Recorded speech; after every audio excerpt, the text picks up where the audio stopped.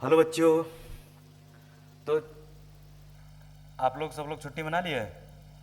छुट्टी के बाद आ गए? कितने लोगों ने पढ़ाई की? ठीक है, छुट्टी केवल खेलने के लिए होता है, पढ़ने के लिए भी होता है, घूमने के लिए भी होता है, साथ में पढ़ाई भी करने के लिए होता है। ठीक है, कोई बात नहीं, जितना घूम लिए, अब पढ़ाई करते हैं। और क्लास 12th, ओके, हम लोग स्टार्ट करते हैं आज इलेक्ट्रोस्टैटिक्स। ठीक है, आपका पहला चैप्टर। और हम लोग पहले चैप्टर को आपको देखो समझने के लिए मैं 11th क्लास का बेसिक थोड़ा समझ होना चाहिए, क्योंकि हमारा जो पहला चैप्टर है इलेक्ट्रोस्टैटिक्स पढ़ने हम लोग जा रहे हैं। और पूरा जो मैग्नेटिज्म है, मैग्नेटिज्म का पूरा चैप्टर जो है वो पूरा मैग्नेटिज्म में हम लोग इलेक्ट्रोस्टैटिक्स पढ़ेंगे। यहाँ पे हम लोग क्या पढ़ेंगे? इलेक्ट्रोडायनेमिक्स पढ़ेंगे। इलेक्ट्रोस्टैटिक्स जब चार्ज रेस्ट में होगा, इलेक्ट्रोडायनेमिक्स जब चार्ज मोशन में होगा। और उस इलेक्ट्रोडायनेमिक्स में हम लोग करंट इलेक्ट्रिसिटी पढ़ेंगे, एसी करंट पढ़ेंगे, ठीक, मैग्नेटिज्म पढ़ेंगे।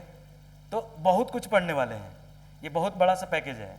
तो आप लोग पूरी तरीके से कंसंट्रेट करके शिद्दत के साथ इस 12th क्लास को पढ़ना होगा। और ये 12th क्लास आपका बोर्ड भी है, और जो बोर्ड के एग्ज़ाम के साथ साथ कुछ बच्चे कंपटीशन की भी तैयारी करते हैं, जैसे IIT जी और नीट, तो उनको अपने बोर्ड के साथ साथ उसकी भी तैयारी कंटिन्यू करते हैं। तो बोर्ड पे भी ध्यान देना है आपको, क्योंकि बोर्ड में भी परसेंटेज लाना ज़रूरी है।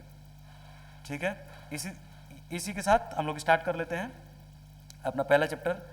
ठीक है, तो ये पहला चैप्टर है आपका इलेक्ट्रोस्टैटिक्स। इस इलेक्ट्रोस्टैटिक्स वाले चैप्टर में हम लोग आपका मैं आपको पहले बताना चाहता हूँ कि इसमें हम लोग पढ़ते हैं इलेक्ट्रोमैग्नेटिज्म। इसको हम लोग क्या बोलते हैं? इलेक्ट्रोमैग्नेटिज्म।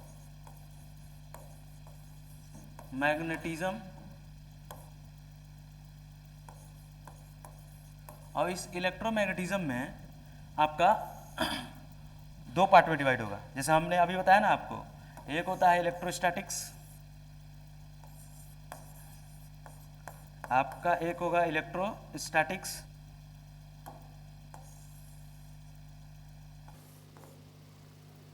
इलेक्ट्रोस्टैटिक्स। और दूसरा वाला होगा क्या आपका? इलेक्ट्रोडायनेमिक्स, इलेक्ट्रो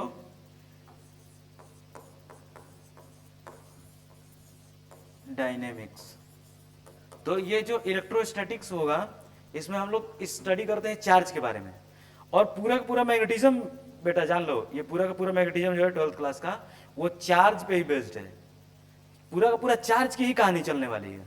ठीक है, हम आज से लेकर के नेक्स्ट आगे हमारे जितने भी चैप्टर हैं उस सब में हम क्या करने वाले हैं? चार्ज के बारे में स्टडी करने वाले हैं, चार्ज की प्रॉपर्टी देखने वाले हैं, उसके बाद चार्ज का मोशन देखने वाले। कैसे? जैसे इलेक्ट्रोस्टैटिक में क्या होता है? चार्ज रेस्ट में होता है, मतलब वेलोसिटी ऑफ चार्ज जो है वो क्या होगा? 0 होगा।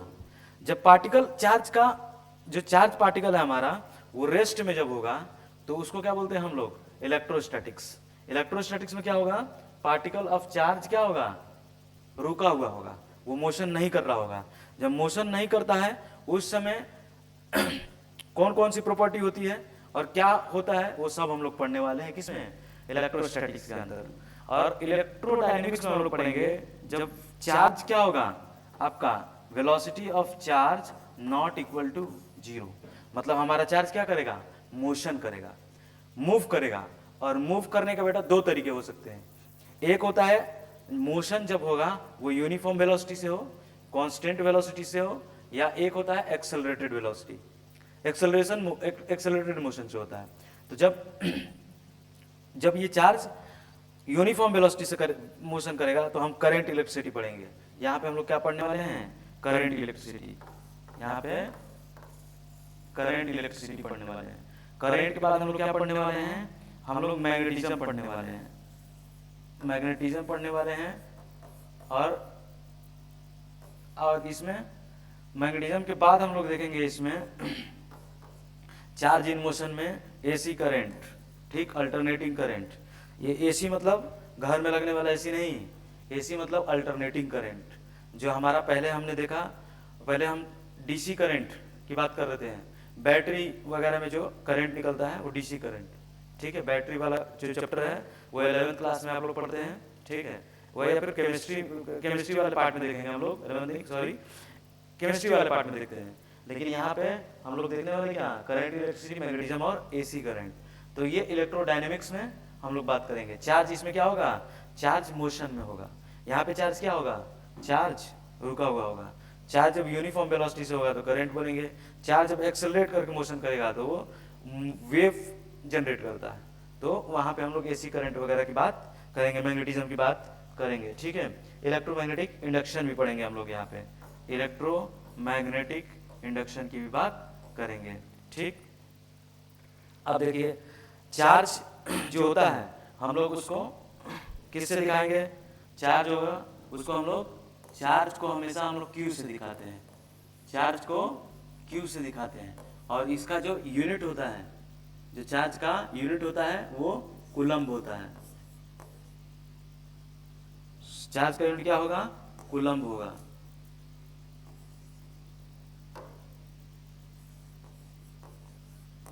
ये कूलम्ब होता है जिसको हम लोग सी से लिखते हैं। चार्ज का जो यूनिट होता है वो क्या होता है, कूलम्ब होगा, और इसको हम लोग सी से लिखते हैं, ठीक है। और चार्ज जो होता है हमारा वो एक इंट्रिंसिक प्रॉपर्टी होता है।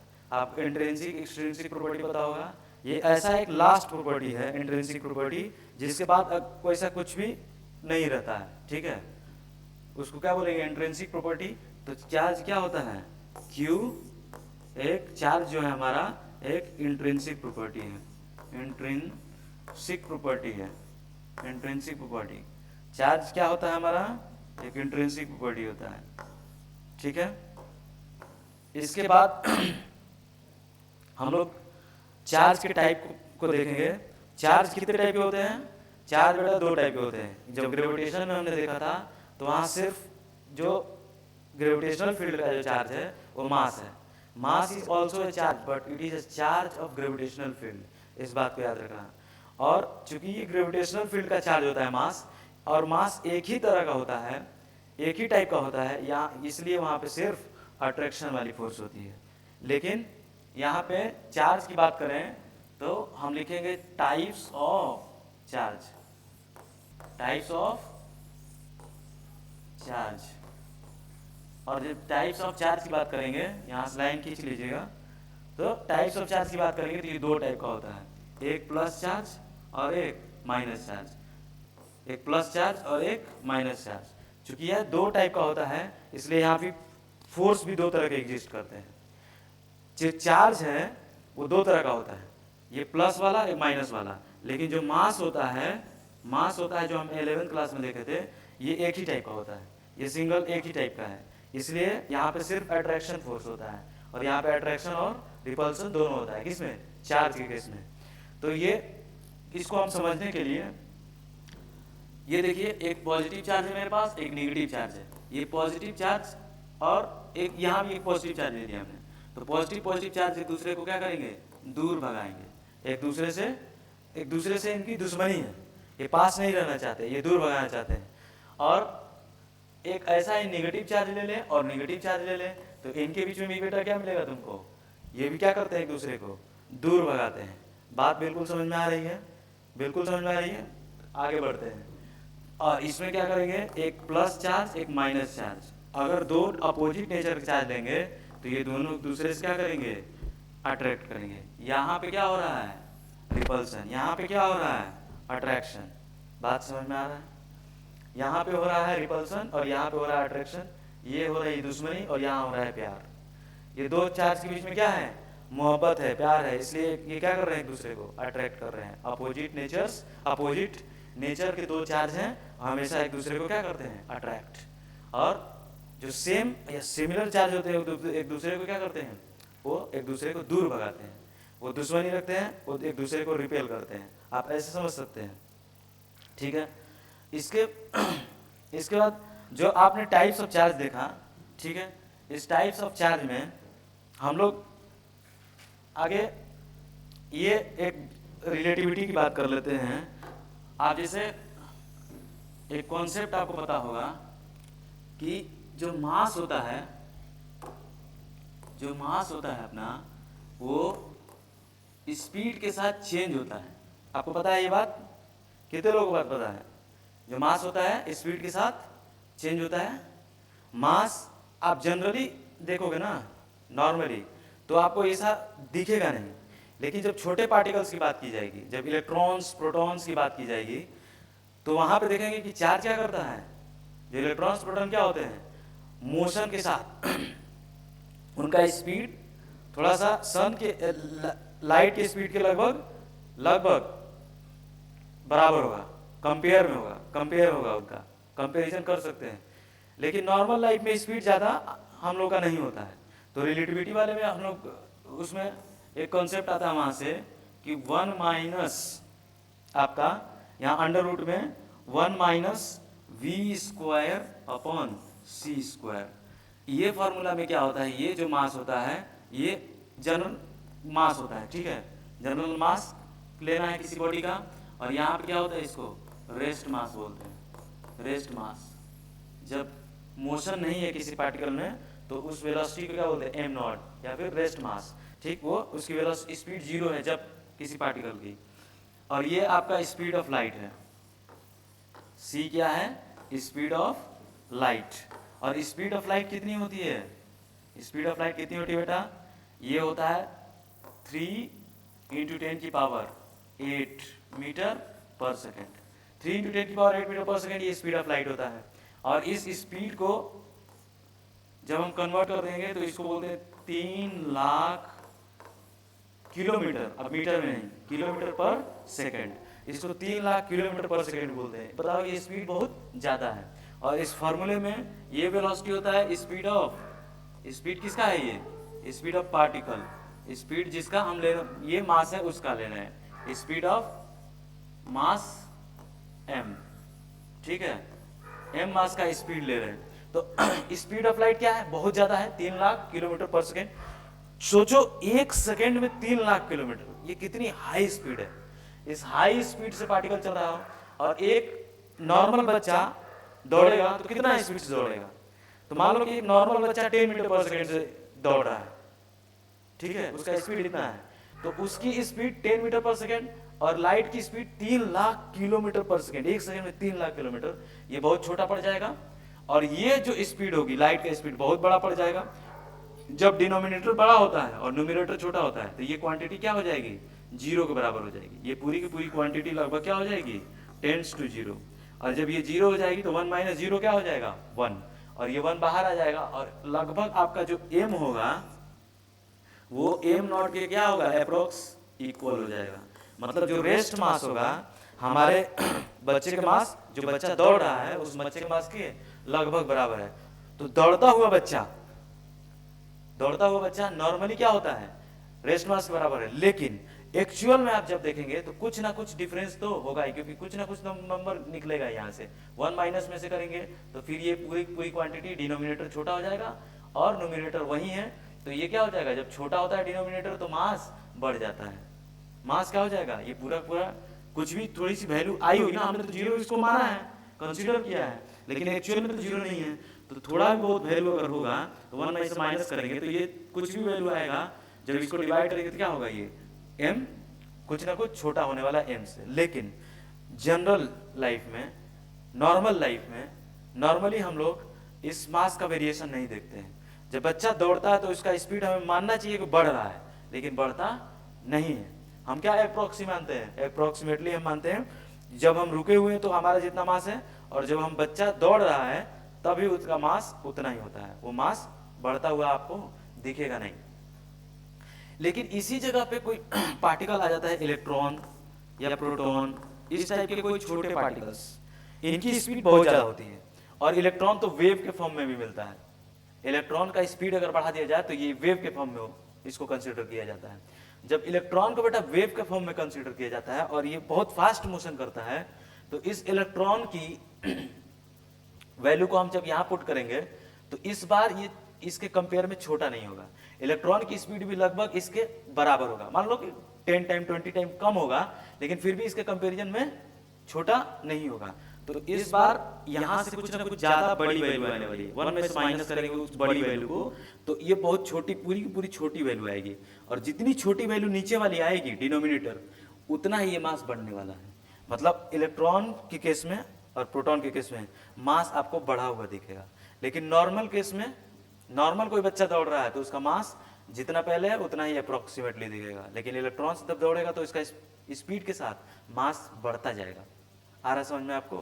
तो ये वाली बात, ये हम रिलेटिविटी से समझ रहे हैं, लेकिन हम मास की बात क्यों कर रहे हैं? हम तो इलेक्ट्रोस्टैटिक्स पढ़ रहे हैं, हम तो चार्ज की बात कर रहे हैं। सर आप क्या बात कर रहे हो? मास के बीच में कहां से लेके चले आए आपने? आप ये पूछ सकते हो ना क्वेश्चन मेरे से कि मास बीच में कहां से लेके चले आए। मेरे एक भी क्वेश्चन, एक भी बच्चा इसमें से नहीं पूछा कि सर मास की बात क्यों करने लगे, अभी तो हम चार्ज की बात कर रहे थे, अभी तो आप इलेक्ट्रोस्टैटिक्स पढ़ा रहे हैं हमको। बेटा इसलिए हम मास की बात कर रहे हैं क्योंकि मास एसोसिएटेड होता है, ठीक है। चार्ज जो हमारा होता है वो मास के ऊपर एसोसिएटेड होता है, मास जो चार्ज होता है वो मास के साथ एसोसिएटेड होता है, ठीक है। लेकिन मास स्पीड के साथ चेंज करता है, भले वो माइन्यूट लेवल पे कर रहा हो नॉर्मल लाइफ में, लेकिन वो करता है। और इलेक्ट्रॉन प्रोटॉन के केस में वो ज्यादा दिखता भी है, ठीक है। लेकिन मास ऑफ चार्ज, जो चार्ज का जो मास होता है वो थोड़ा बहुत ज्यादा वेरी करता है, ठीक है। तो मास चेंज करता है, लेकिन जो चार्ज है Q, जो चार्ज है वो स्पीड के साथ वेरी नहीं करता। It does not depend on charge, it does not depends on charge, it does not depend on charge, ठीक है बेटा। ये जो हमारा है, ये चार्ज जो है हमारा वो आपका it does not depend on charge, क्या लिखा हमने? चार्ज जो है it does not depend on speed, sorry यहाँ पे चार्ज नहीं है, जो चार्ज है स्पीड पे डिपेंड नहीं करता है। क्या है? चार्ज जो है स्पीड पे डिपेंड नहीं करता है। यह हम आपको इतना बताना चाह रहे थे कि जो हमारा चार्ज है, जो हमारा जो चार्ज है वो स्पीड पे डिपेंड नहीं करता, लेकिन मास स्पीड पे डिपेंड करता है। मास स्पीड के साथ साथ क्या हो सकता है? वेरी कर सकता है। जनरल नहीं दिखता है, वो इलेक्ट्रॉन प्रोटॉन के केस में दिखता है। जनरली नॉर्मल हम लोग नहीं देखते हैं उसको, लेकिन वो इलेक्ट्रॉन प्रोटॉन में आपका मास स्पीड के साथ वेरी करता है, लेकिन चार्ज तो कभी भी स्पीड के साथ वेरी नहीं करता। बस ये बताना चाह रहे थे चार्ज और मास में जो डिफरेंस है, ठीक। तो ये इसके बाद हम लोग प्रॉपर्टीज ऑफ चार्जेस को देखेंगे, ठीक है। क्या देखेंगे हम लोग? प्रॉपर्टीज ऑफ चार्जेस, ठीक। अब इसमें चार्ज की प्रॉपर्टी देखने वाले हैं, प्रॉपर्टीज ऑफ चार्ज। जो हमारा चार्ज है इसका क्या प्रॉपर्टी होता है? पहला प्रॉपर्टी है कंजर्वेशन ऑफ चार्ज। जो पहला प्रॉपर्टी है वो है conservation of charge, conservation of charge. बेटा ये बताना चाह रहा है आपसे कि चार्ज को पैदा नहीं किया जा सकता, चार्ज मर नहीं सकता। चार्ज को पैदा किया जा सकता है, चार्ज मर सकता है। चार्ज इज ऑलवेज कंजर्व, मतलब चार्ज को क्रिएट नहीं कर सकते आप, चार्ज को डिस्ट्रॉय नहीं कर सकते आप। चार्ज हमेशा क्या रहता है? एक आइसोलेटेड सिस्टम का चार्ज हमेशा क्या होता है? कंजर्व होता है। Charge is neither created nor be destroyed, इसका स्टेटमेंट होता है, लिख लीजिए। Charge is neither created nor be destroyed. ना तो चार्ज को पैदा किया जा सकता है, ना तो चार्ज को मारा जा सकता है, ठीक है।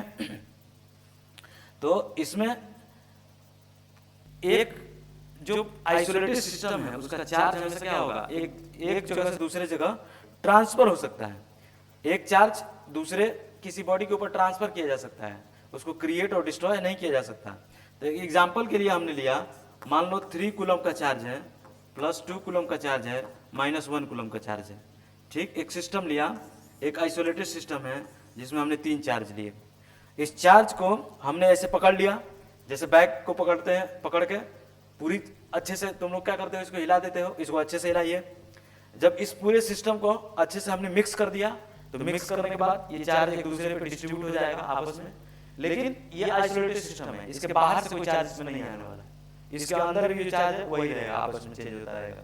ठीक, तो इसके बाद मान लीजिए मैं ये बोल रहा हूँ कि जब पूरा सेक करने के बाद ये +3 कूलम का चार्ज था, ये क्या था, ये +3 कूलम का चार्ज था, ये आपका मान लीजिए कि ये ऐसा हो जाता है, +3 क्या हो जाता है, ये 2 हो गया, ये 2 कूलम का चार्ज हो गया, यहाँ पे +1 का कूलम का चार्ज हो गया। ये हमको फाइंड करना है कि तीसरा वाला चार्ज कितना होगा।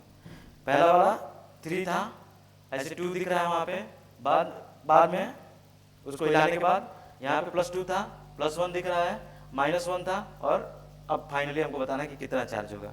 ठीक है, यहाँ पे फाइनली हमको बताना है कि चार्ज कितना होगा। तो क्या करते हैं, कंजर्वेशन ऑफ चार्ज लगा देते हैं। इनिशियल चार्ज जितना था वो फाइनल चार्ज उतना ही रहेगा, इसी को बोलते हैं कंजर्वेशन ऑफ चार्ज। क्या करेंगे, ये पहले क्या था +3, अब क्या था +2, और इस क्या है -1, ये आपका -1, ये इक्वल टू ये वाला चार्ज देखिए +2 +1, और ये जो हमने माना इसको Q, इसको हमने क्या माना Q, इसको क्या Q चार्ज माना था। अब Q हमको निकालना है, तो प्लस यहाँ पे क्या लिख दिया Q, प्लस यहाँ पे क्या लिखेंगे Q, ठीक है, +Q, और इस Q को हमें निकालना है, निकाल लीजिए। 3 + 2 5 -4 -1 4, तो ये क्या हो गया इधर 4, ये क्या होगा प्लस का, इक्वल टू ये क्या 2 1 3 हो गया, +3 +Q, और यहाँ से क्या करेंगे, इस Q को निकालना हमको, तो ये 4 3 इधर आएगा, क्या हो जाएगा Q इक्वल टू +1, ये +1 आ गया। ये +1 कूलम का जो चार्ज है ये आपका हो जाएगा Q, ये क्या हो जाएगा +1 कूलम, +1 कूलम, ये जो +1 कूलम का चार्ज निकल के आएगा। ये कंजर्वेशन ऑफ चार्ज यही होता है कि जो आइसोलेटेड सिस्टम का जो चार्ज होगा इनिशियली और फाइनली क्या होगा सेम। ठीक है, ये हमने पहला प्रॉपर्टी देखा। ठीक, और ये याद रखना कि चार्ज इज नाइदर क्रिएटेड नर बी डिस्ट्रॉयड। चार्ज को ना तो क्रिएट किया जा सकता है ना तो डिस्ट्रॉय किया जा सकता है, ना मारा जा सकता है ना पैदा किया जा सकता है, बस ये एक जगह से दूसरी जगह ट्रांसफर हो सकता है। ठीक है, और कहाँ पे देखा होगा आपने conservation of charge, conservation of charge और कहाँ पे देखा होगा आपने, रेडियो एक्टिविटी वाले रिएक्शंस वगैरह में देखा होगा कंजर्वेशन ऑफ चार्ज। वहाँ पे पार्टिकल्स आपस में टूटते हैं, और टूटने के बाद पूरे सिस्टम का जो सिस्टम में जो पार्टिकल हमने लिया है आइसोलेटेड सिस्टम रहता है, तो उस आइसोलेटेड सिस्टम में जो कोई भी ऐसा एलिमेंट जो रेडियो एक्टिव एलिमेंट होता है, टूटने के बाद उसमें से कुछ अल्फा पार्टिकल निकलता है, +2 चार्ज लेके चला जाता है, बाकी जो रेस्ट में चार्ज बचा जो प्रोटॉन है, ठीक है, जो प्रोटॉन है उसका एटॉमिक नंबर तो उतना चार्ज हो उसमें, और वो अल्फा पार्टिकल का दोनों का चार्ज फाइनली और इनिशियल में जितना चार्ज था वो दोनों क्या होता है सेम, तो final charge equal to initial charge, इसी को क्या बोलते हैं कंजर्वेशन ऑफ चार्ज। ठीक, अब देखिए हम लोग देखने वाले हैं क्वांटाइजेशन ऑफ चार्ज। क्वांटाई, ये दूसरी वाली प्रॉपर्टी, आपको पहला वाला बताया कंजर्वेशन, उसके बाद क्वांटाइजेशन, क्वांटाइजेशन ऑफ चार्ज। ये क्वांटाइजेशन ऑफ जो चार्ज होता है बेटा ध्यान से एकदम कंसंट्रेट करके सुनना, इंपॉर्टेंट है। ये दूसरी वाली प्रॉपर्टी है, बेसिक प्रॉपर्टी है। ये क्वांटाइजेशन ऑफ जो चार्ज होता है इसमें ये बोलना चाह रहा है कि जो कोई भी चार्ज होता है, जो सबसे स्मॉलेस्ट चार्ज होता है, द स्मॉलेस्ट चार्ज जो एग्जिस्ट करता है, जो स्मॉलेस्ट चार्ज होता है जो एग्जिस्ट करता है इंडिपेंडेंटली, वो होता है E। The smallest charge exist independently, ये क्या होता है +- E।